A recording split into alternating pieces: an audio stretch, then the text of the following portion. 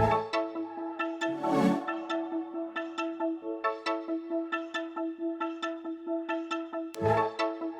there we go. Hi, everybody. Welcome to this month's episode of the Female Film Critics Panel. And today I have a very special guest with me. We have Claire from W Rated Podcast here. And thank you so much, Claire, for coming on. Thank you so much for having me. It's very exciting to be here. Yeah, this is really cool because we already had your co-host Daisy on. Yes. And so this is a great chance to get to know you as well. Yeah, get the pair, tick off both boxes. Yeah, so why don't you start? Tell us a little bit about yourself and how did you first develop a love of film? What was kind of an important part for you growing up about learning to love movies? So I'm originally from London. I'm currently based in Dublin. I like to hop around a bit. Originally based in London, and I've kind of always had a love of stories. So when I was very little, I was mad into reading, and that kind of then moved over into TV. I got like very into things like Buffy and Charmed and all of those shows, showing my age. And then that when I got older kind of again transformed into film. Kind of the catalyst for that, again, such a like mid-30s millennial. I saw Zach Braff's Garden State and it just made me be like, that's a movie. That's what I want to do, which is really embarrassing because I won't even rewatch it now because I'm sure it is so pretentious and really probably not very good. But like 14-year-old me just thought that was like the pinnacle of filmmaking, of storytelling, of romance. Which one? Garden State. Oh, yeah. Yeah. The joy. So from there I went and studied film production at university, and after leaving university I decided that the film industry was a tough biz. So rather than sleeping on people's sofas for the rest of my life, I converted my degree into a teaching degree. And I taught film for about 5 years, film, media, kind of the whole shebang. Then I again decided I didn't like that, which is a pattern with me. So after I left teaching, I was kind of at a bit of a loss because I just went into kind of administration, boring office corporate work. But I just had all of this knowledge of film, all of this love for film, and I got so used to my everyday for like 7, 8, 9 years talking about film. And so that's kind of how I stumbled into online film criticism. I started off writing for a website called FanFest News, which was a combination of news, a combination of listicles, and then some reviews. And from there, I went on to write for CineChat, for CRP Writes Film Stories, and then connected with Daisy and we started our podcast. And now I'm kind of bobbing around. I've taken a bit of an impromptu sabbatical from writing for the last year because I started a new job and I moved to a new country, but the passion is still there, and it's been really interesting since you invited me on to talk. Like, all I've had in my head is like, oh, maybe I should do some more writing and maybe I should look into Dublin Film Festival, and like you kind of like re-sparked the very dwindling flame. Do you remember the first movie that you ever saw in the theaters? The Flintstones, 1994, John Goodman. It's one of my favorite films still. It's a running joke on W Rated, our podcast, because we watch the 100 worst movies ever made according to IMDb users. But we do look at things like Cinema Score and Rotten Tomatoes when we talk about them. And the majority of the films we've covered so far have a higher audience rating on Rotten Tomatoes than the Flintstones does. So it's become like a running joke about how angry I am about this. That's funny. How old were you? When you saw it? Do you remember? 4. Okay. Yeah. Nice. I don't remember much of it. I remember the cinema, because the cinema still exists, Greenwich in London. My dad took me, and I just remember screaming at the kind of big finale where they kidnap Pebbles and Bam Bam and they have them tied up and they're going to be crushed. I know I remember screaming at that bit. I remember being really scared and my dad being quite annoyed. That's funny. Yeah. Were your parents into film? Are they film buffs? Not massive, definitely not film buffs. My mum enjoys films, but she wouldn't be a film buff at all. My dad, who sadly passed away, he loved horror movies. He was really into horror movies. He was actually a book trader.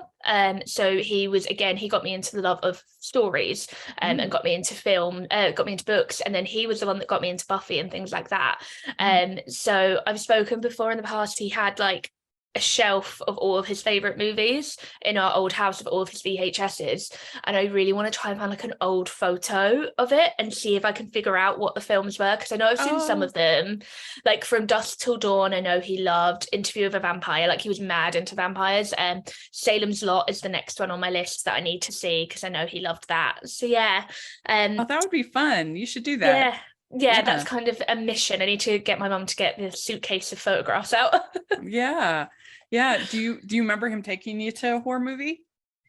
No, he never did take me to one, but I do remember he let me, I think it was again when I got really into Buffy, he sat down with me and watched Fright Night. He was like, I think you'll really like Fright Night, the original.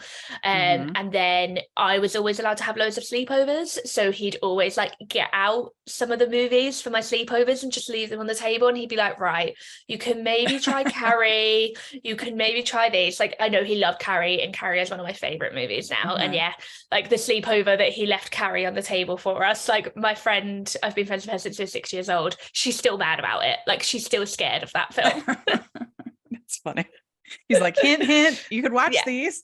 yeah. It's always like, I'm just gonna leave a selection. I think he was more worried that we'd pick something too scary. So he was like, right, these are a little bit grown up for you, but they're suitable level of grown up. Please don't pick the like 18 where someone probably was really cut open. Like, just go for the Stephen King. Yeah. Yeah, I have a lot of memories of watching movies with my friends, sleepover kind of situations. Most of them was not at my house because my parents were pretty picky about what we watched, which I totally understand. But yeah, like something like Dirty Dancing, my mother would never have let me watch. I mean, just the title alone, my mom and the fact there's an abortion. I mean, they in it, things like it's actually a more grown up movie than I think is given credit for. Absolutely. Some of the themes and I think it does it well. As an adult, I appreciate what it does, but I do think it's kind of looked at as this fluffy movie, but when you actually watch it, it's not. It's the exact same with Greece. I remember being allowed to watch Greece, and Greece used to be on like every bank holiday in England. Greece would be on the telly at around 3 o'clock, and you'd be off school, and you'd be like, "Yeah, I'll watch Greece." Remember the first time I watched it as an adult, I was like, "Oh God, like this is there's like some inappropriateness with like student-teacher relationships. There's a lot of like pressure to have sex. There's the gang stuff. Then there's the potential abortion pregnancy storyline. It's like." Oh wow, this is not, I think, a film that should have been on at 3 o'clock in the afternoon. Yeah, it's true. But yeah, I think there's like a certain type of early 90s rom-com that I really associate with like sleepover movies, whether it's like Girls Just Want to Have Fun or Dirty Dancing, Cutting Edge would be one for sure. Those kinds of movies. I love them. My parents are not movie people at all. It was just funny actually. Yesterday I was talking to my dad because he was like, maybe I want to go see that Avatar movie, and which I enjoyed the Avatar movie, but I'm like, do you understand? It's over 3 hours. You'd be in the theater for over 3 hours. He's like, oh, whoa. I went in with like a shopping bag of supplies. I was like, this is 3 hours of my life. Bought in like a 2-liter bottle of drink. Like, or I barely touched it because I was actually really engrossed in the film. But I was like, I don't know if I can last 3 hours. Yeah, I tell people, I'm like, during the sort of military part in the middle, that's where you take your bathroom break. Yeah. But I enjoyed it too. But yeah, my dad maybe sees 2 movies a year, maybe. I mean, it's just not his favorite medium. But one thing my parents were really good about, even though they weren't really into movies that much, my mom's much more of a reader than she is a media consumer. But my mom is really good about asking questions and making sure we were engaged in what we were watching. Oh. And so I think that was something that she did. So she didn't want us just to mindlessly consume content. She wanted us to think about it. Like, and so she'd say, what is it that you liked about it? Why was it good? What what did you like about the story? Whatever. And we would talk about it. And it was funny because I thought that that's just how like every family was. No. And when I went to college, my friends and I went and saw the movie Chocolat. And I didn't actually care for it at the time. I haven't seen it since then, but I didn't care for it. And I'm, we're driving home and I'm like, blah, blah, blah, blah, blah. What about this? And what about this theme and how they talked about religion in the movie, blah, blah, blah. And, and my friend looked at me and she says, Rachel, we just wanted to enjoy the movie. And I was so shocked. Oh, I love when people ask me when I come out of a movie. Yeah. I would have loved that. I'm like, yeah, let's discuss. Yeah. To me, that was like part of the fun of it. Yeah. It's just talk about it. And it just kind of hit me that like, oh, not everybody's like that. I was raised with a mom who's like, what did you take philosophically from the story? What were they trying to say? What were the political themes? That's so lovely though. Such a lovely habit. Like Yeah. I wish more people were like that. I wish my parents had been like that. But for us, like TV was the pacifier. Like there's 3 of you, you're annoying me. I need to make dinner. Please go and sit in front of the television. Yeah. Well, it's interesting because my parents were, I guess, more conservative, but they also let us make our choices, like they were an interesting mixture of that. And we would watch every Sunday night. My brother and I would watch The Simpsons. And because that was like that time from like 96 to 2000 was like amazing. Yeah. Peak Simpsons. Yeah. Yeah. And yeah, because I graduated from high school. Well, I finished high school in 98, actually. But I finished living at home at 99. Anyway, and that was kind of unusual. A lot of people in sort of my parents' circle thought that it was a bad show or sort of scandalous or whatever. And my mom thought that it was a smart show. She's like, the writing is smart. It's funny. It's a good, it's she could see the satire. Yeah. And my brother and I did almost nothing together. We had almost no shared interests. We're like night and day. The two of us are very, very different, but that was something we both enjoyed. So I think as parents, you kind of have to pick your battles and you say, okay, if they're enjoying something together, I'm not going to fight that one.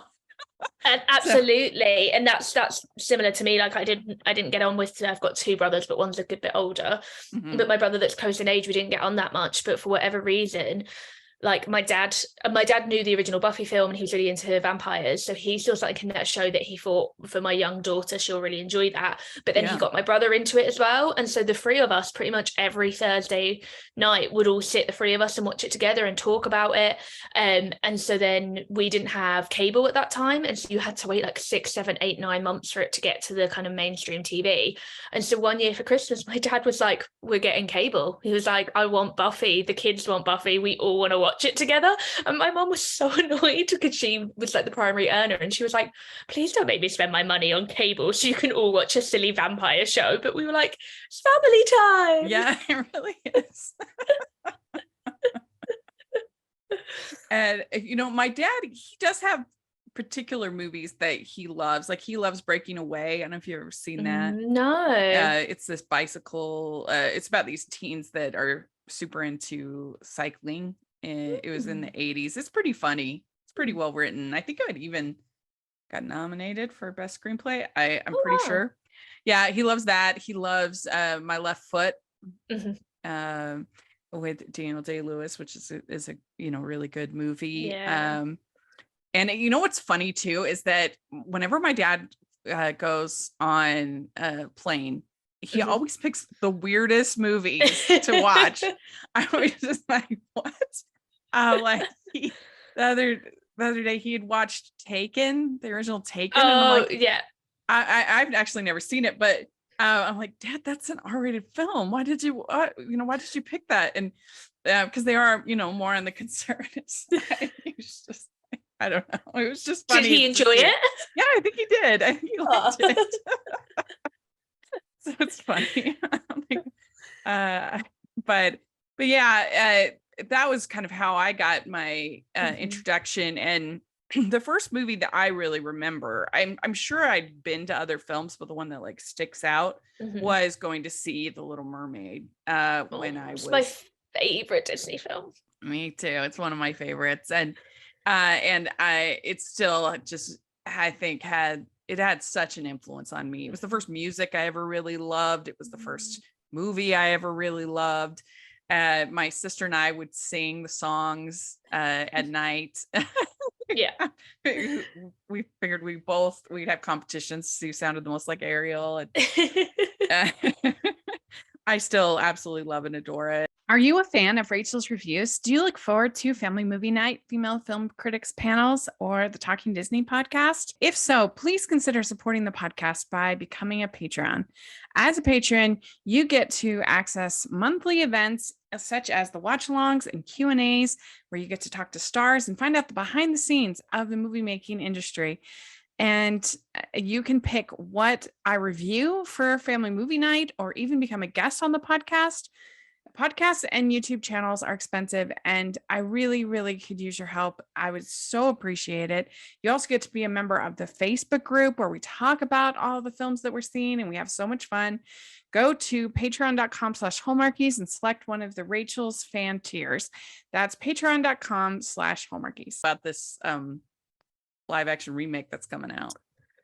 I'm in two minds about it because outside of The Jungle Book, I've not enjoyed any of the kind of newer films. And part of that was I'd actually never seen the original Jungle Book. So I think that was so much easier for that film to win me over. And also, I really enjoyed Jon Favreau as a director. I went back and watched the original cartoon Jungle Book then and loved it. And so I feel like I have room for both of them in my heart. Whereas Beauty and the Beast and Aladdin, they just didn't work for me at all. Yeah. Lion King I enjoyed because animals are cute, but it's not well made and it's not a good idea. But I was like, oh, look at the fluffy tiger or lion even. Yeah. So there was enough in to keep me going whilst in the cinema, but I was like, would never entertain it again. My hope with The Little Mermaid, because obviously there's a representation element to it. And for me, it sounds really pathetic, but like I was a young redheaded girl and there aren't that many redheaded people. And I grew up in the UK rather than Ireland, where there's even less. So for me, growing up, Ariel was one of the only redheaded people that I could aspire to. And like I remember my parents were so mean. So in the UK, Ariel is a brand of laundry detergent. Oh, So really? I said that I wanted to change my name to Ariel. I was like 5. And they said, oh, Ariel, why don't we call you Daz, which is an alternate laundry detergent. So then for like 2 days, they just went around and called me Daz. And I was like, that's so mean. I just want to be a mermaid. Why are you torturing me? So like that was such an important feature for me growing up and for me seeing myself represented, that I can completely see how this new version could do the same for so many young Black women and young Black children. So in that element, I'm like, that's awesome.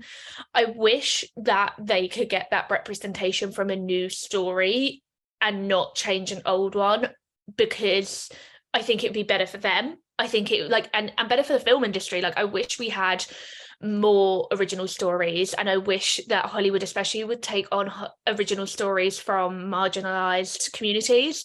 But unfortunately, I think trying to get a film with that budget starring a young Black woman, Disney's the only company that's going to have the money to do that, and they're not going to take the gamble on a new story. So Yeah, I'm I mean, like, they tried a couple times, but they just had their live action department, aside from the remakes, has been pretty dismal as far as yeah. box office. I mean, And they tried with Wrinkle in Time. I mean, to and do that that, should have worked, it but should because have I saw worked. that and it just, I can't tell you why it didn't, but it didn't. No. Yeah. Well, I think that they took away a lot of the meat Uh, of the novel. They made it, I felt like they turned it into a bunch of like, it was like a yoga retreat video instead of like real, like they tried too hard to kind of secularize it, I think, and make it kind of bland. But yeah, it had all the ingredients. It should yeah. have been a good movie. But they've tried a couple times. But yeah, I mean, especially sci-fi. It was interesting with what was it, the movie that they had? But pretty much Disney sci-fi have been nothing but complete flops. Tomorrowland is always the big one because they spent Tomorrowland. so much money on that. And I love Britt Robertson, so I was really excited for Yeah. that film. I think I enjoy Tomorrowland. that more than most people, but it isn't good. Like, I can Yeah, understand why other Tomorrowland, people don't like it. John Carter. Mm, I mean, there's just it going all the way back to like the Black Hole in the 70s. yeah, Like they just have had nothing but flaws in sci-fi. They should stop. they really Stop doing should. that. But yeah, I agree with you about the live action remakes. I have liked very few of them, especially this last Pinocchio. I thought was absolutely atrocious. I didn't even try with Pinocchio or Mulan. I think I just was like, done, checked out. Yeah, it was embarrassing. It really was. And especially for somebody like Robert Zemeckis to sunk solo, it's just sad. But yeah, there's been a few I liked. I like Pete's Dragon with Dave, because David Lowery, he's just a very interesting director, and the fact that he managed to make that movie with Disney and still feel like a David Lowery movie, I think is really impressive. Yeah. And I don't really love the original Pete's Dragon, so that's probably part of it. But yeah, and I did like Cinderella because I think with Cinderella, I am not as emotionally tied to the original. I love the animated classic. I think it's amazing, but there's been so many different versions of Cinderella over the years that I also love. So I'm just sort of more open to all these different interpretations. I'm not as tied to the Disney one. Like I love Ever After and Slipper and the Rose and so many different versions. And I thought that that one was pretty well done. But yeah, and that's about it. See, unfortunately, I can't get on the Cinderella bandwagon because I really dislike Lily James as an actress, and I really hate Kenneth Branagh as a director. So that film just I tried, but no. Well, he is very hit and miss. Like I thought he did a terrible job directing Death on the Nile. Oh, I didn't even bother. I tried Belfast. I liked Belfast. Yeah, I did not love. I found it to be very overrated because I saw it specifically because it was nominated for an Oscar, and I was talking about Oscars. Right.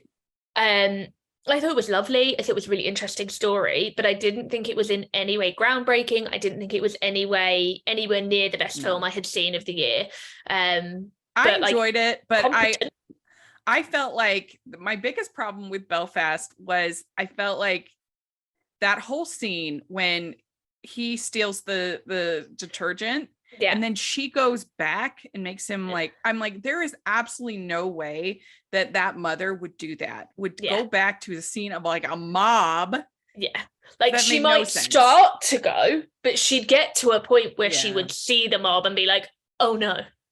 Yeah, that made no sense.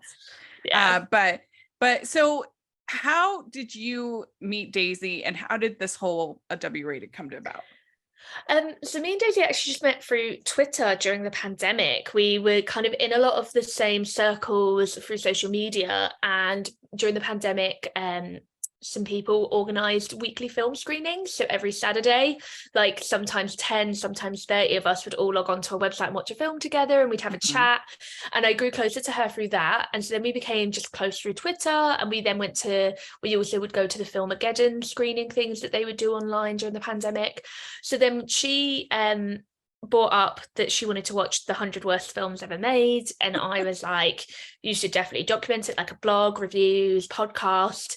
And she was like, oh, I'd love to do a podcast, but I don't have any idea of how to do it. And I was like, oh, I'd love to do a podcast, but I've never had an idea or anyone to do it with. And we were like, oh, we could help each other.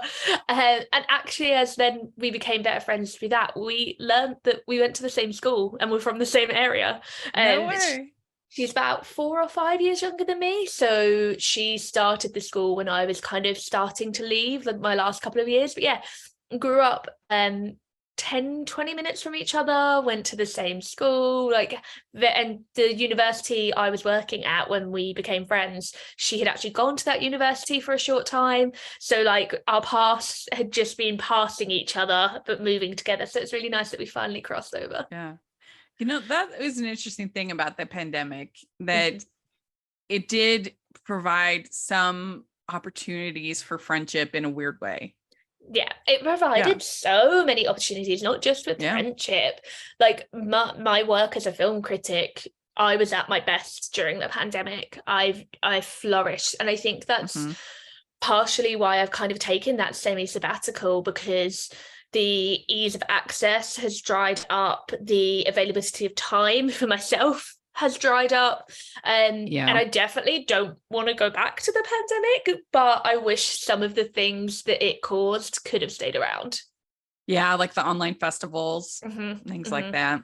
Yeah, last year I think I did 8 or 9 festivals and 6 of them were virtual, so like it was amazing. And I went to Venice in person, I went to London Film Festival in person, and I went to a film festival in Bristol, but it meant that I could go to South by Southwest. I can't afford to go to South by Southwest by myself from England. So yeah, it is a shame. Yeah, I got to go to TIFF. I got to, the Sundance online was really well done. They still have it this year, but they've been very stingy about they didn't have that many tickets to buy. And then the press, that they rejected me as press, which I was so shocked. That's a shame. Because I'd done it the last 3 years and I thought I had done a really good job. Like I thought my coverage was really solid, and and I'd interviewed all the animators, even everybody who did the shorts, anyone who would consent to being interviewed. And I just felt like, who else is doing that? Who else is covering the animators? So I was really surprised that that is surprising.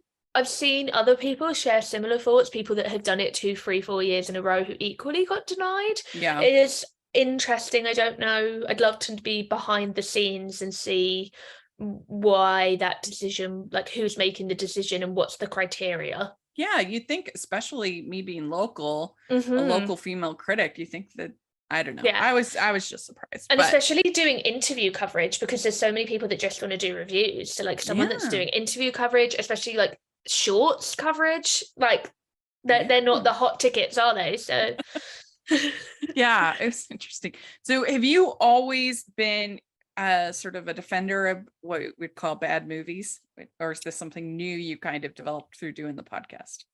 Definitely something new. I've technically been a defender of bad movies because I just have bizarre taste, and like I'll see a film, think it's brilliant, log it on Letterboxd or IMDb or somewhere, and then I'm like, wait, what did you all watch? Why do you all hate this? It's amazing. The Flintstones being case in point. So there is an element of that, and I've always been a very defensive of things I love. And again, like that's one of the things my dad taught me. I went to a school that was very strict on what you were allowed to read, and it really put me off reading. They were like, these aren't good enough books, you should read these kind of books. And my dad was always pro, like, I do not care what you read as long as you're reading, as long as you are experiencing other things and enjoying yourself and going into other areas, that's what it's for. So like for me, if a film brings up an emotion in me or makes me escape the world I'm currently in, I don't care what anyone else thinks, I'll defend it if it's able to do that for me. So then like kind of moving to the podcast, it has been really interesting because it has really made me reevaluate films. And it makes it one of the things that I've loved, and especially from a film criticism side, when I've been reviewing films at film festivals, for instance, you have so little time. You watch the film and you've maybe got 2 hours to get your review out. So you are just writing about what you saw, maybe the effect it had on you, maybe the effect it had on the audience you watched it with, and then you are getting that out. Whereas we're watching these films that are like, some of them are 50 years old now, and I'm able to go back and find like a wealth of things about what went on behind the scenes, what was going on in the actors' personal lives, directors' personal lives, what were the inspirations, what was going on at the studio at the time. And one of my favorite things is actually like what has happened to it since it came out. It came out in 1995 and it was reviled, but then here we are 20, 30 years later, and it's been completely reaccepted. So it's really made me interested in like the history side of criticism and looking at how all of these external factors can affect the critique of a film. And so it's, I still, when I watch a bad film that I pay to see at the cinema and I'm grumpy about it, I'm very grumpy about it. But when I watch a film with my podcast hat on, I'm like, okay, that's terrible, but let's see why. Well, yeah. And sometimes the bad movies are more interesting to talk about. Like 100%. I'd way rather do a podcast on the prequel Star Wars movies than do one on the original series, even though I obviously much prefer the original series to the prequels. But I don't know, I just think like it's more interesting to talk about something that doesn't work and why doesn't it work, and what did they try to do, and why didn't all the things that go into it. I mean, I founded the Hallmarkies podcast, and so I cover Hallmark movies, which most people just dismiss, at least in the film criticism world, as being like, oh. And I think a lot of that comes from a lack of respect for films that are made to appeal to women. I'm not, there's a lot of bad Hallmark movies, don't get me wrong, but there's actually a lot of good ones too. There's a lot of cute little rom-coms that they make, and just there is definitely a general disdain that any rom-com has to overcome and be like amazing in order to be treated seriously at all. It has to break the mold or have an interesting twist, or what is it? What is it? A spin on a classic. And it's like, maybe I like classics because they're classics. Yeah, exactly. I had a complete addiction when I was about 16, 17. I was doing my A-levels, which are like your final exams before university. Found out we had the Hallmark channel, got completely addicted to like the true story Hallmark movies. Oh yeah, the mysteries. Like my favorite one was, there was one where a girl found her face on a missing poster on the side of a thing of milk, and she was like, wait, that looks like me. And she learns that she was abducted as a kid, and I was like eating it up like, yes, I love this. And I think it's that thing, there is a complete lack of respect for the films, and yes, to be frank, they're not breaking any boundaries, they are not pushing the limits, they are not potentially Oscar worthy, they're not the best, the top of the top, they're not a Michelin star, but they are able, normally within a very tight runtime, to tell us everything we need to know about characters, tell us everything we need to know about situations, do it chip chop, and have a beginning, middle, end in a tight package that you can just pick up and watch and enjoy. And it's a fun little story, or an interesting story, or a sad story. People want to believe in happy endings. Rom-coms are inherently hopeful. And that's what people like about them. And for a long time, Hollywood just stopped making rom-coms. I mean, you maybe get like one, maybe an indie, or sort of. And so that's part of the thing that Hallmark did that was so brilliant, is particularly at Christmas, is they saw that there was this audience that still wanted that content, and they embraced it, and they made them. And yes, of course, there's lots of terrible ones, but any studio makes terrible and good movies. So I that's been fun for me to, I feel like, kind of not only champion these little movies that they make, but also interview the actors, directors, writers. The very first interview that we ever had was with a writer named Nina Wyman, who's really great at what she does. She's so good at banter. She's so good at writing these rom-coms. And we've had probably 50 writers over the years, because we've been doing it since 2017. And that's something I'm really proud of, that I feel like as a community, the Hallmark fans are more aware of the writers than your typical sort of movie fandom. Aside from someone like Aaron Sorkin or somebody like that, you know, the people are Mhm. aware of. But for the most part, I think a lot of fandoms aren't really that aware of the writers. And It kind of strikes me as how maybe people used to be, 10, 20 years ago with network television. yeah. Like that kind of community built around Mm-hmm. writers that work together and come back consistently. And so you're like, oh, that was by this person. I loved that one. Yeah.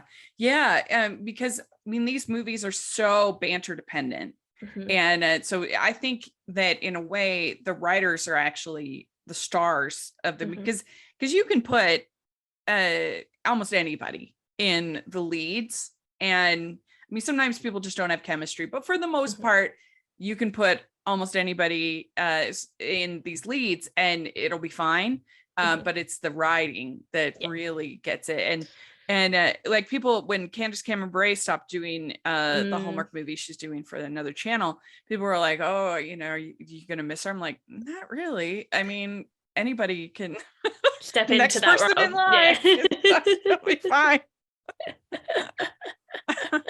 I mean, if it's Lacey Chabert or Candace Cameron Bure, it's fine with me. Making movies.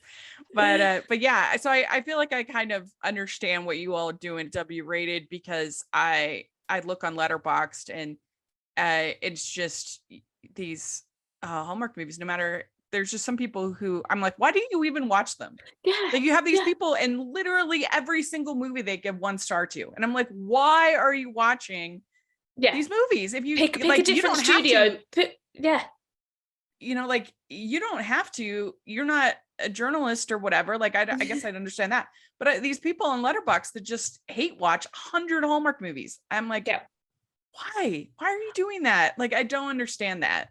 I don't need, like, I'm quite like open about, I'm not really into action films. It would not be my genre whatsoever. So I've never seen a Fast and Furious film, and I don't watch James Bond films because I'm like, why would I, especially when I was working like as really heavy in the film criticism when I was working for Film Stories.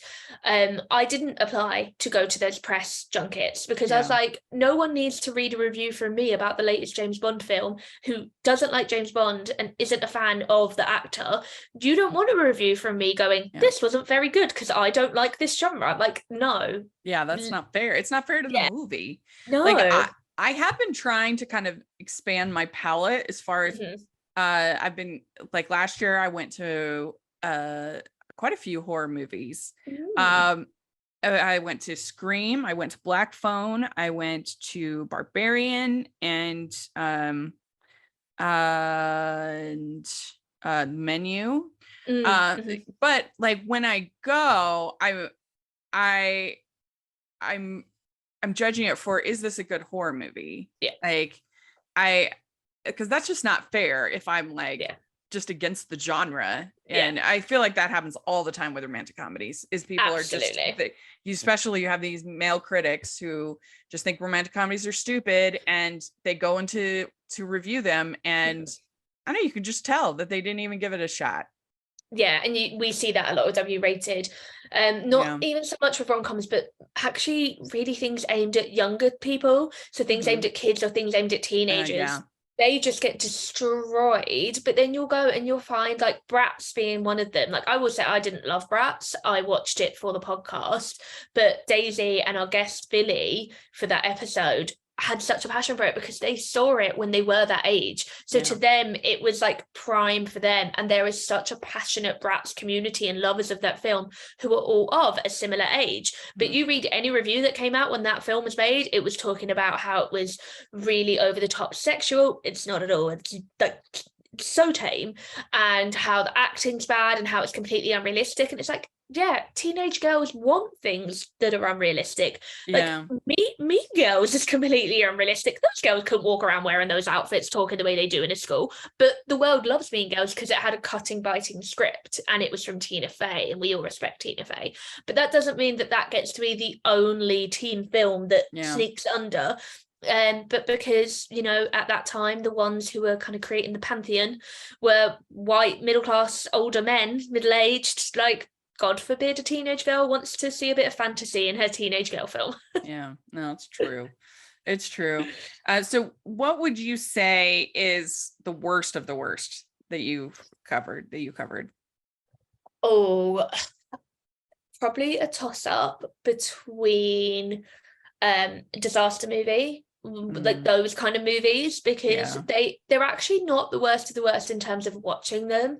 But when you think about film as an art form, when you think about film as a passion, and you think about how many people are desperate to get into the film industry, to have their stories told, and then you see something like that there's no love in it, and you can see the lack of love, and you can see the lack of care, that is Yeah. hard to watch, and it's hard to defend, because it is a cash grab. It's a trailer extended to a full-length runtime, and also like they're quite offensive. Obviously, they were the humor of the time that they were made in, but wow, have we Well, really and come a long also way. those movies, they're instead of being actual jokes, they're Mhm. just, look, this A is like, reference to a joke. yeah, this Yeah, is something, this looks yeah, like, it's a looks like movie. yeah, It looks yeah, like, here, this character looks like Juno. Here, yeah. this character looks like, and that's not funny. No, no, and especially then watching it back in this thing, you're like, I like half the time I'm having to text Daisy or Google, like, what was that a reference to? Like, no Yeah, right. memory. Yeah. So they're quite bad. And then one the episode actually hasn't come out. It's sat for me to edit. We have covered the Dragon Ball Evolution movie. That was a tough watch because that just looks bad. It looks visually bad, and it kind of, you're wondering like, why did the studio okay this, and what happened to the budget, and the script is nonsensical, and like we talk about it in the episode, but we looked into it, and like the script writer just kind of has put his hands up and said, I didn't care, I was there for the paycheck, and things like that. So it's those kind of ones. I'm Well, and all that's especially frustrating when there's a passionate fan yeah, base that and that often is sort of derided. The anime yeah, community can be kind of, and yeah. so when Hollywood's so lazy about providing, I'm so terrified about this Your Name live action. Mm. I think it's going to be terrible, and that if it is, it'll probably be one of the worst movies I've ever seen, because I absolutely love the original. I love And Your Name so much. the And problem is those remakes aren't made for people like you. Like yeah, I'm one of the few people that likes the live action Netflix Death Note, because I had no knowledge of Death Note other than it was something that people liked, and I would see the books at conventions. I didn't know what it was about, I didn't know the concept. So I watched that film and I was like, oh my God, that's so cool, that's so clever. I had an yeah, enjoyable time watching that movie. You're a passionate fan of that film's insulting because it's really diluted, really dumbed down, but it mhm, is for people like me, because the studio doesn't yeah, care, because they know you're going to go and see Your Name regardless because you love it. So they are making a film not for you, they're making a film that will entice someone like me who hasn't seen the source material to go, oh yeah, I'll give that some money, I'll yeah. go. Like I guess it's not going to be set in Japan. Mm, It's going. They're making, instead of the character being Japanese and having all the Japanese traditions that are mm-hmm. involved in the movie, spiritual traditions, cultural traditions, they're making the character, at least this is all I've heard, I don't know if it'll end up being, Yeah. but they're making the character Native American, which feels like weird to me. Like, Mm. and I don't know, I'm just like, ooh, this is probably going to be really, really bad. So I'm just like Yeah. mentally preparing myself already, Yeah. even though it's probably not going to come out for like 2 years. I But just love that anyway, people sit in room and go, let's adapt this really popular source material. What's the first change we should make? The main character. No one cares about them. yeah, right. Yeah.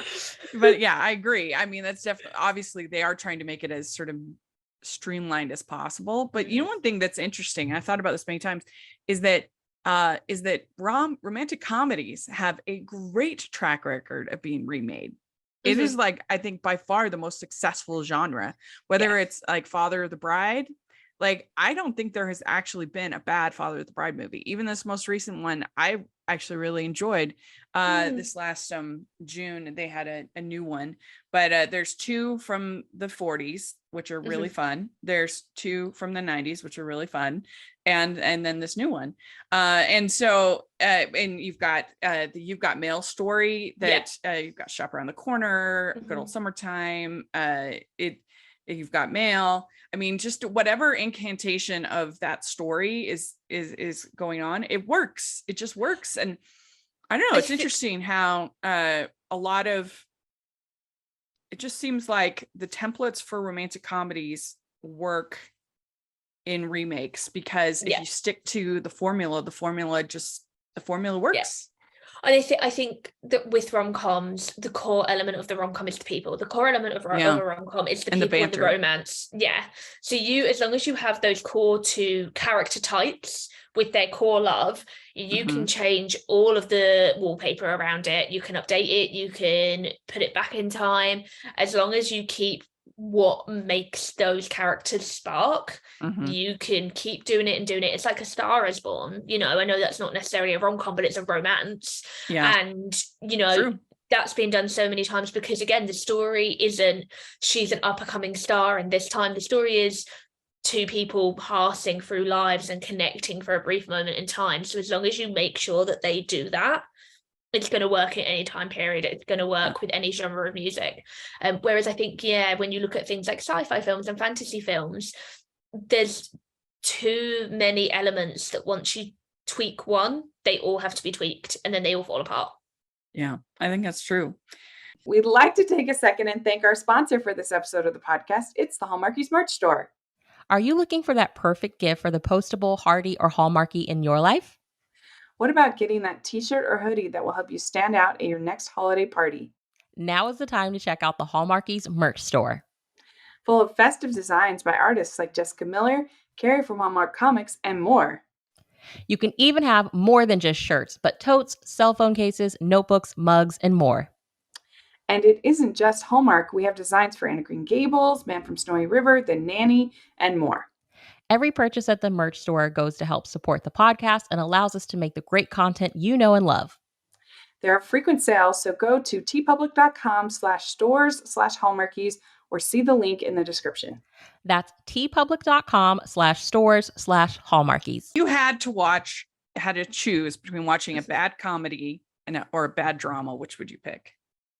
Oh, a bad comedy. Because I prefer dramas. Drama would be like one of my favorite genres, but a bad drama is painful. Like a bad drama, it's like, this is just bad. This is poorly made or poorly written or poorly acted, or whatever the reason. Whereas a bad comedy, at least you can roll your eyes and be like, Jesus Christ, what were they thinking? And, attempt to have a laugh at the lack of laughs. Yeah. Yeah. I think I would probably agree that, and also usually I have to say, usually comedies are a lot shorter. So you'd be in very pain true. less. Yeah. But yeah, I mean, I really disliked The Whale this last year. I don't know if you got to see that, but it hasn't come out over here yet, and I've not caught an advance copy. I am really tied on it because I love Darren Aronofsky, but I've heard it's not actually very Darren Aronofsky as a film. And I'm also not purposely, but anytime I watch a film that's been adapted from a play, I just always come out and I've had a bad time, and then I Google and I'm like, oh, it was adapted from a play, that's why I didn't like it. So I'm very worried about my love or hate of The Whale. Well, one of my least favorite genres or archetypes, I guess you could say, in film is the like sullen, grumpy teenager. I just find that most of the time, even movies that other people really love, I just that have that kind of character, most of the time it just comes off as really one note and very like, I understand that it's hard being a teenager. I remember being a teenager, it was hard, but they have like humanity, like and that's what frustrates me. And the teenager, a lot of people are saying, oh, it's fat shaming or whatever about The Whale.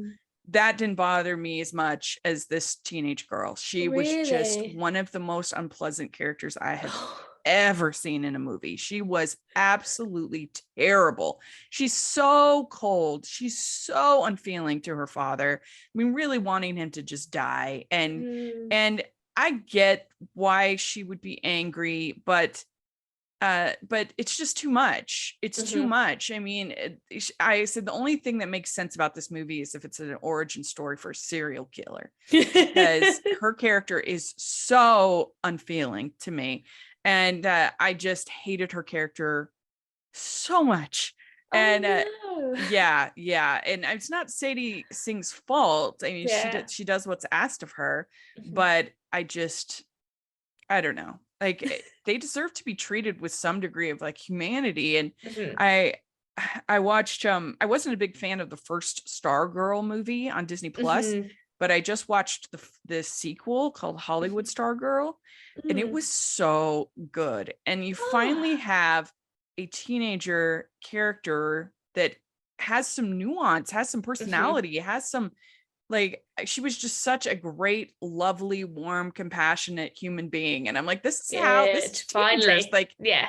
how frustrating it must be to, for teens these days. They go to the movies and almost every single teenage character is just miserable. Yeah. And it's interesting. It just brought to mind the film 13, which is, I love the film. There's a lot of problematic issues with it, but I still love it. And in part, some of that film was written by the young teen stars that were in it, and they are Mhm. miserable. They're so miserable in that film, and it's such a miserable film. But you get to see their joy at the same time. You Yeah. see the complexity of being a teenage girl at the age of 13. They're in their room hysterically laughing, having the best time, but then one word, just that one trigger word from the parent, and then suddenly everything's the worst thing in the world. But you get to see the full range. Yeah. And I think that is partially because it was written with teen girls and written with consultation. And you do wonder, you know, I know The Whale was a play, so I don't know the original playwright, but how much experience do they have with Yeah. teen girls? Have they met a teen girl? Like, Yeah. To me, Perks of Being a Wallflower is a great example of mm, how to do it right. yeah. There were Yeah. certainly very serious, sullen moments Mm, in that movie, of course, with what happens, mhm. but there were also like moments of hope and humanity, Yeah. and it felt like this is how my friendships were. Yeah. It felt as close as almost anything I've seen to Yeah. kind of, I was a drama geek, and so I really related Mhm. to the characters and things, and I think that that kind of spirit, or Love, Simon, I think, is another one, Mhm. Mhm. really Yeah. captures Because you see the me. highs and lows. Like Yeah. they're films where the character goes through things and they have really sad, traumatic things happen to them.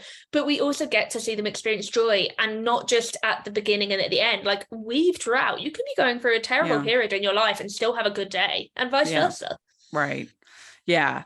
Yeah. And I like in Love, Simon, he has like a good relationship with his Mhm. sister. Yeah. He has a pretty good relationship with his parents, like Mhm. that ebbs and flows Yeah. through the movie.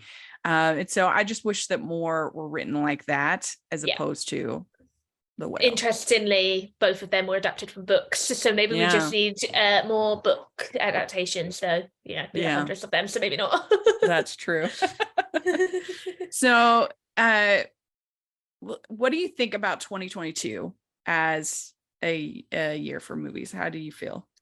I felt fine about it, would be the word. I thought it was Mhm. fine. And I can't tell. I think it's a mixture for me of taking that step back from the festival circuit and things like that. I just saw a lot less than in the last couple of years. Mhm. Um, but also I think we were blessed, especially in 2021, with so much of that COVID backlog suddenly being available to us. So we Yeah. suddenly had all of these films, whereas now there's so many films that I've watched where I can tell they were filmed in COVID, and they're not Yeah. set in COVID times and they don't mention COVID, but I'm like, Mhm. why is this scene randomly outdoors? And why are all of these scenes randomly outdoors? And why is there never anyone else in the room with these two people? Do they not have any other Yeah. friends?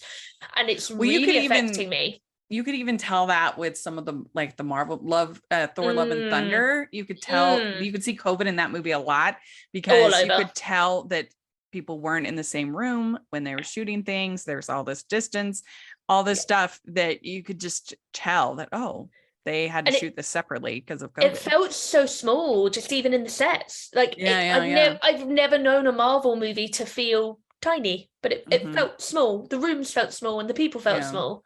yeah. Yeah, that was a rough one. Yeah. Yeah, I 2022 was a disappointing year for me when it comes to particularly like the Oscar screeners, to Mhm, the mhm, Academy movies. Like I hated The Whale. There were a mhm, lot of movies that other people just loved that I did not love. I didn't love the Fablemans. I wasn't a fan. mm. which a lot of people loved. I didn't like The Glass Onion, which a lot of people loved. That also felt very COVID-y. That felt so COVID-y. At least it was kind of set in COVID. But yeah, it just, considering the first film was kind of set in a house with just one cast, there was a difference. And I can't pinpoint what the difference was, but it was a completely different atmosphere. And I put up, I didn't even say that I didn't like it, because I did like it, I just didn't love it. But I just put up that I felt like Anna de Armas was the best thing about the first one, and I felt I missed her presence, or the presence of a similar type of character. Oh my God, the people came for me. You are not allowed to criticize Glass Onion. Yeah, there's a strong Rian Johnson eye. Oh, I like Rian Johnson. I was like, guys, oh my God, I just didn't think it was 5 stars. I really disliked it. I thought it was really boring, and I thought it was really exposition heavy. Every scene was just characters talking and not interesting. And I also thought it was really weird that they didn't have Daniel Craig really Blanc solve the anything. case. Yeah. I felt like, is he he's separated from a lot of the cast most of the time. I'm like, I kind of wondered if maybe they didn't have him very long. They only had him for a few James days. Bond issue? Though I feel like maybe Bond I don't know. Maybe he was promoting Bond. I don't know. Maybe, yeah, I don't know. But I just thought that was so weird to have your detective not solve the case. Like, I just really thought it was a miss. I also didn't enjoy the 3,000 Years of Longing. I thought I was really looking forward to it, but that's another one that basically feels COVID-y. Like they're just sort of in this hotel room the whole time, like telling this story. But every single story was about slavery, which I thought was so weird. Yeah. Like every and even the Tilda Swinton Idris Elba relationship is one of slavery. He's the genie. Yeah. So I thought that was so strange, and I don't know. I didn't get it. It was weird. See, that got, I think, because we get filmed so much later, it's infuriating. Which again, during the pandemic, we were getting things at the same time as America, and now we've gone back to you guys can wait for some unbeknownst reason. But 3,000 Years of Longing didn't get the greatest reception over in the States, so it barely got any release over here. It kind of got thrown in, dumped week, maybe 2 weeks, and then disappeared.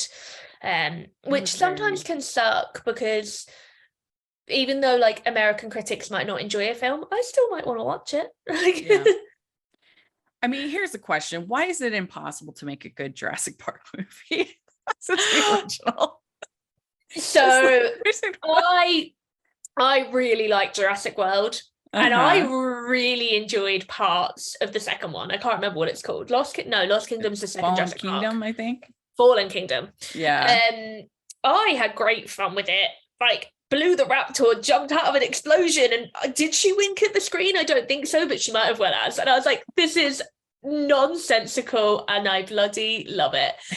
It was like a very fun watch in the cinema movie. I've never had any desire to rewatch it though. I like had the, whereas I have rewatched the first Jurassic World. I actually taught that when we were doing science fiction movies. We showed it as an example of a modern science fiction movie because it had a great advertising campaign, so we kind of did it as a case study. They all make me, maybe this will be the one that I'll really love, because I love the original Jurassic Park.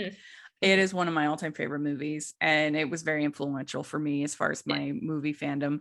The first time it's the movie I've seen the most in theaters is Jurassic Park. I went over and over and over and over again. And so it's just so frustrating. And the sequel, Jurassic Park sequel, was one of the most disappointing movies of my whole life. I was so excited for it. And it just like in retrospect, I'm like, oh, it does have some good things about it. But at the time, I was not what you want. So disappointed. Yeah, that because Taya Leone is so annoying in that. See, I've never, because of the kind of history of it not being good, I've never got around to it. Whereas, like, I enjoyed the first Jurassic World. Like, I really enjoyed the first Jurassic World. I love Jurassic Park. I love Jurassic World. I had fun with the second Jurassic World, but no interest. But the reviews from the one that came out in 2022, World Dominion, was so poor that me, who loves the first one and loved watching the second one, I didn't go. Yeah. It didn't help that everyone told me there's no dinosaurs and it's all about giant bugs or locusts or something. Yes. And I have a really extreme bug phobia. So I was don't. no. I was like, if it's not even meant to be very good, like if everyone was like, it's really good fun and it's like silly, and even if people were like it's bad but it's fun, I might have tried to overcome it. But people were like, it's a bad film and also it's about locusts. I was like, okay, no, thank you, sir. Yeah, it is about locusts. It was bonkers, like, and not in the fun it's way. a dinosaur movie. You have the opportunity to make a movie about dinosaurs in like cities going around, like with people. Like, there's so much there, and you spend an hour at least of the movie with them in this like facility, like where they're doing research on locusts. It was bizarre. I really want, in like 10 years' time, someone to have written a book, and I hope someone out there already is investigating this book, because I'm sure they are, of films like Jurassic World, of films like Doctor Strange, and all of these big movies. And I want to know, what was the original? What did it turn into? And what the hell happened in the middle there? Because it must be fascinating. Like, Marvel is floundering, and 50% of that is because they blew up too big and they don't know what they're doing and they're trying to do too much. But 50% of it is COVID, and COVID destroyed them, and they had a formula that worked, and also, COVID jutted that, and they don't know what to do now. Also with Marvel, I think the problem is that Disney became too reliant on them for because everything else that Disney has made isn't working. Like this, like Strange World was good this year. I did not see a single advertisement for that movie, to the point that when I saw a poster for it, I thought it was a made-up movie. I go to the cinema quite a lot because I enjoy films. I never once saw a trailer for that film, and I genuinely to this day forget it even exists. I'm like, that isn't a real movie. That doesn't exist. No, it's true. It's true. I mean, they're just not in a good spot, Disney. And I think that they were relying on Marvel for not only like successful movies, but for, their box office success. Today's episode of the podcast is sponsored by W Rated, the podcast where we willingly watch the world's worst rated movies. Join me, Daisy, and me, Claire, as we break down the IMDb bottom 100, choosing a different film from the list every episode. We take a deep dive into the plot, production, release, and reviews, usually with a special guest, to uncover if these films are truly as bad as everyone says they are. You can find us on Spotify, Apple, Good Pods, and anywhere else you find your podcasts.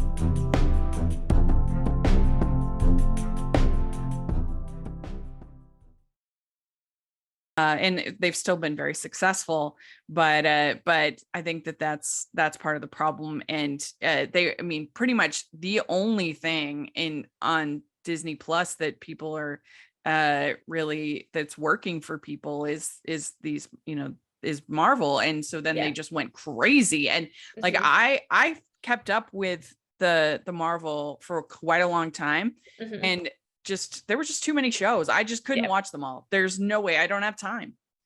I watched all of them, but to varying happinesses. Some of them I love, like WandaVision. Oh my God, I adore WandaVision. I've watched it through multiple times. But like, Elizabeth Olsen is one of my favorite actresses. Wanda's my favorite character in the whole thing, and it's about like the history of TV. I was like, Jesus Christ, like it's like someone opened my brain. Whereas Moon Knight, I was like, what is happening in this show? What did we do to Oscar Isaacs? Why have we made Oscar Isaacs a bad actor? I watched the first 2 episodes and I was just too busy. I don't know. I just don't have. I'm busy watching. It's like they were holding out but you'll see this reference and that'll make you want to watch the next episode. And it's like, no, actually, interesting character and tension and drama makes me want to watch the next episode. Yeah, it's just a different beast, making series than they don't know how to transfer it. They've really struggled. But I would love to see a kind of expose of what COVID did to these massive mainstream movies like Jurassic World, because I can't imagine that was the film they set out to make before the pandemic. Yeah. Did you see the most recent version of Persuasion? No, I've actually never seen any versions of Persuasion, Oh, but is that the one with so bad. Dakota Johnson, where Yes. she's like trying to be Fleabag and everyone said it's like really insulting to the source material? Yeah, so bad. They have, because Anne Elliot it was a chance for them to tell a story about a more introverted heroine who is a little bit shy, a little bit, you know, and they make her, she's like a wine drunk. She's like pouring wine on her head. At a certain point, she's like really flippant and rude, and she's breaking the fourth wall. It was bad. It was bad. So yeah, it was interesting. But I was frustrated because I felt like I was just, in watching the Oscar screeners, it was just like one disappointment after another. Yeah. And I was just not enjoying them for the most part. But then I would find one, like, I absolutely loved the Puss in Boots: The Last Wish. I'm so desperate to see it. I'm so angry. Like, we've nominated it for BAFTAs, but it's not out for another month and a half. I'm like, this is so unfair. Yeah, it's so exciting when you see something that, like, they had not that many pieces to work with, and look what they did. Yeah. Like, this movie should not have been this good. They did it, and they made it. It was so exciting because, like I said, especially because I'm just like watching an Oscar screener, and I get the link, and I'm like, oh, here we go again. Oh no, you know, and then I was just blown away, which was so exciting. So I rewatched all of the Shrek films earlier in the year for the Binge Movies podcast. So we did Shrek 1, 2, 3, and 4, and then we did Puss in Boots. And we both, I remember loving Puss in Boots when it first came out, but I hadn't revisited it, whereas I revisit Shrek 1 and 2 all the time. 3 and 4. Third I hate. It's so bad. The third is bad film. Just hands down appalling film. But we were both so impressed with Puss in Boots because the first Puss in Boots takes loads of like really stylistic filmmaking choices. Like it's directed like it's not a cartoon about a cat, and just watching the trailer for the new one, I can already sense like they've taken kind of interesting choices with the style of animation, and I feel like they're going to take interesting choices with the style of direction. So I've loved hearing the positive praise it's been getting so far, and I'm desperately waiting. If anyone in Ireland would like to invite me to the press screening, I'm here. I'm likely to give it a glowing review. We need to make it happen. But most of the movies that I loved from 2022, I saw earlier in the year, like RRR. I loved a movie called Hit the Road, an Iranian film. It was so good. I loved Marcel the Shell with Shoes On. Still refusing to even give us a release date for that over here. That's insane. And I really enjoyed Top Gun Maverick. I loved that despite myself. I waited. I was like, I'm not going to go and see it. I don't really even like the first one. Don't like kind of like army type movies, and I'm not a big fan of Tom Cruise. And then just everyone kept being like, it's so good, it's so good, it's so good. And I went, and I literally remember sitting and saying, like, God damn it, it is good. Yeah, it's true. But yeah, pretty much the only fall Oscar contender movies that I liked Avatar: The Way of Water. I liked the Guillermo del Toro's Pinocchio a lot. And I really enjoyed Decision to Leave. I thought that was... I loved Decision to Leave. That was like top 3 of the year for me. I thought it was stunningly directed and like such an amazing kind of romance, partnership, love story, whatever. It's kind of not sure what to call that, what goes on there. Done with so little words. Like it was just, you know, the look of the camera and the use of the phones, just stunning filmmaking. And it's definitely the most beautifully made movie, and I thought the performances were both excellent.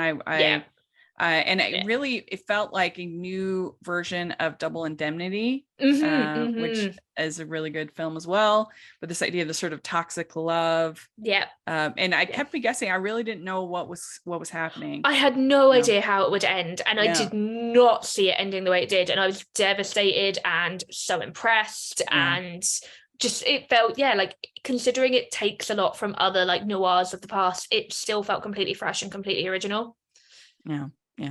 Big fan of that movie. So before we go, would you say that you are optimistic about the state of film or are a bit more cynical, because I think there is room to be optimistic in the sense that like so many different people can tell their stories now. There's so many outlets to get your film produced, made, whatever it might be. It feels like there's a streaming service for every single different interest, person, ethnic group, anything. There's a streaming service for you. And so in that sense, it's kind of exciting. I feel like voices are able to find platforms. We're able to see these movies.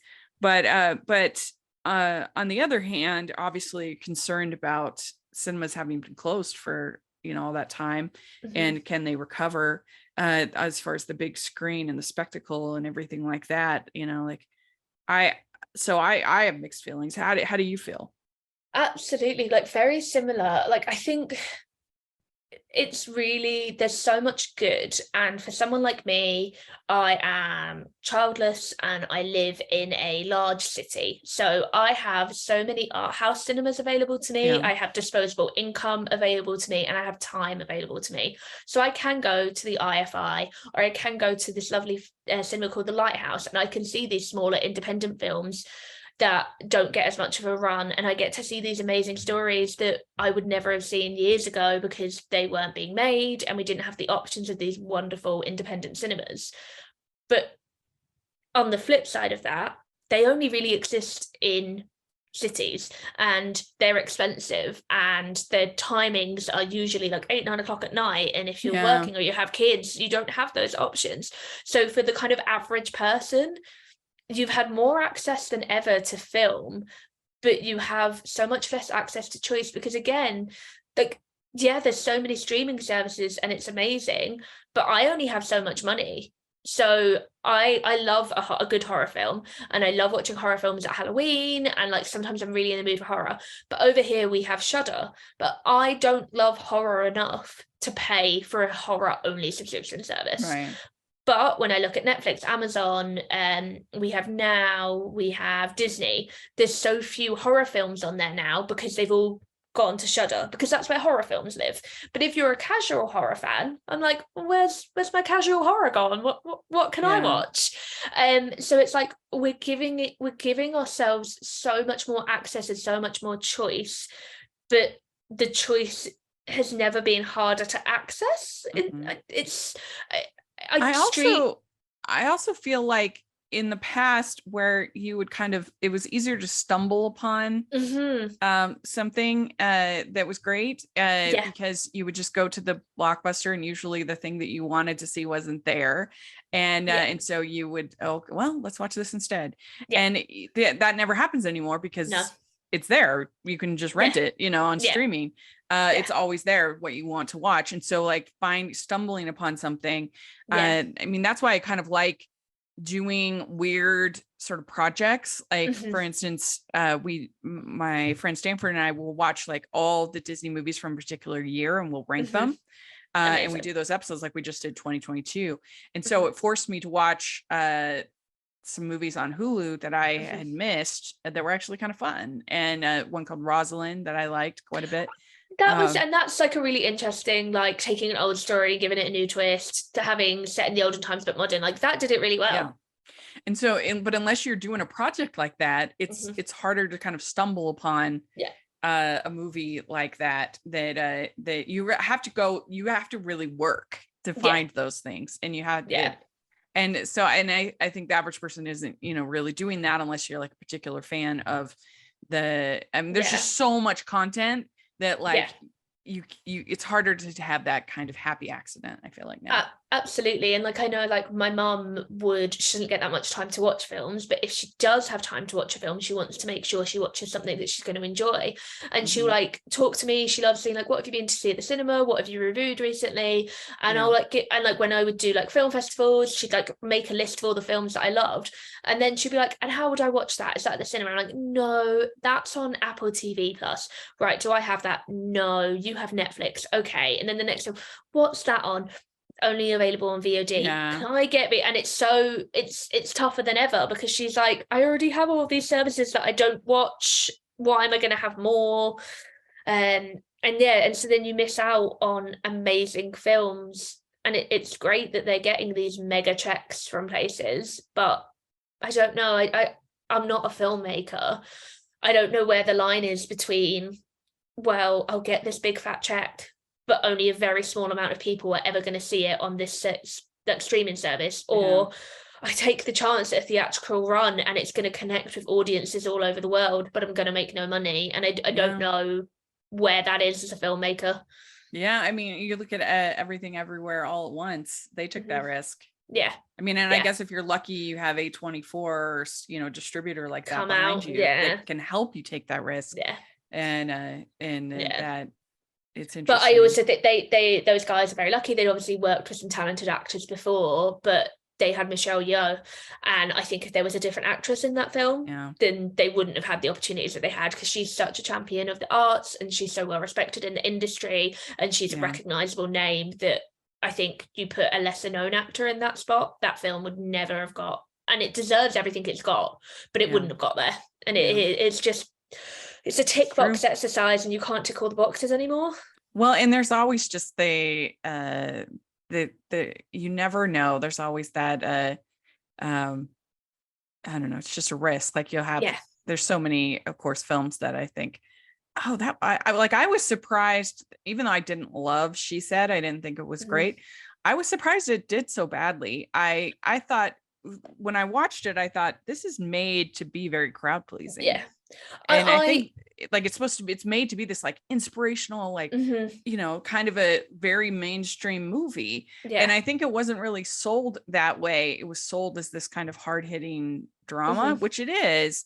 I mean, I didn't enjoy it that much, but anyway, sometimes I'm glad I'm not the one making those decisions, because I would get it wrong. Cause I thought that, this is going to do very well at the box office, and it didn't. And yeah, I was really surprised. I actually saw that this week and I loved it. If I had seen that before the turn of the year, that would have been in my top 5 of the year, if not maybe like top 1 or 2. I cried. I found it so moving. I found it really, I don't know what, it just really connected with me. And I just loved it. And it helps. I'm a huge fan of Carey Mulligan and Zoe Kazan, so having both of them together, brilliant. And it was one of my most anticipated movies of last year. But it was marketed so poorly and then received so poorly that I just never went to see it, which is terrible. Yeah. And I've seen it now and I'm like, damn it, like why did I listen to the bad press, and I should have gone and seen it. But there is an element now of people don't know how to market the films anymore. And I think there's a real marketing crisis in Hollywood right now. Yeah. And movies that you think that like West Side Story or something, that just do terrible, and you're thinking, wow. I don't know. It's interesting. Yeah, I don't know how you let a film like West Side Story, directed by Steven Spielberg, flop, but somehow they did. Yeah, it was crazy. Yeah. Well, thank you so much for coming to talk with us. This was so much fun. Thank you for having me and letting me ramble. Oh, it was great. I loved it. So if people want to follow you on socials and your podcast and everything, how can they do that? Yeah, so you can find me at Clare Ellen Hope. Claire has no I. On Facebook. Oh, not on Facebook. I am on Facebook somewhere though. I actually work for Facebook. Oh, so really? I should really champion that a bit more. You can find me there on Twitter and Instagram. We also own Instagram, so it's fine. And then I think I'm the same on Letterboxd. You can find the podcast, it's W Rated Pod on Twitter and Instagram. And it's on most podcast platforms. We have had, again, an impromptu break, but we are in consultation. We will be back soon. We've got 2 already in the bank. I'm just holding them to my chest until we're ready to let them loose. But we can't wait to come back. We every year cover the Razzies, so I kind of feel like we're going to come back with a Razzie boom. And yeah, you can watch us suffer as we attempt to watch every single film nominated for a Razzie and try and find the merit in them.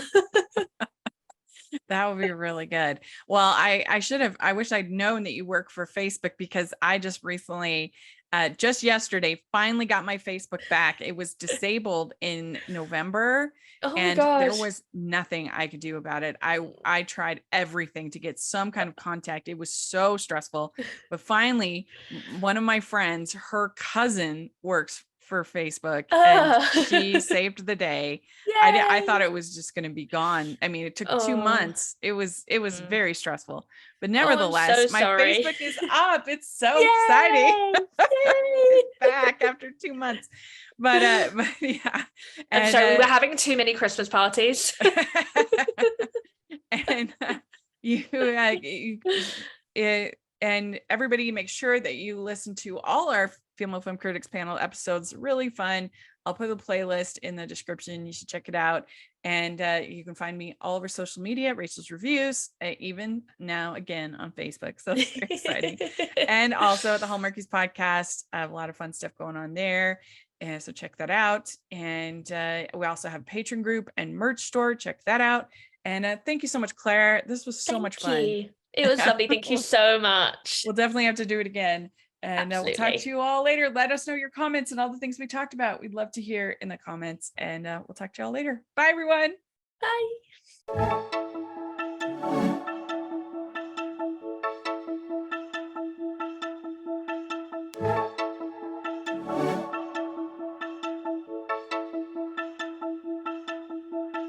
Bye.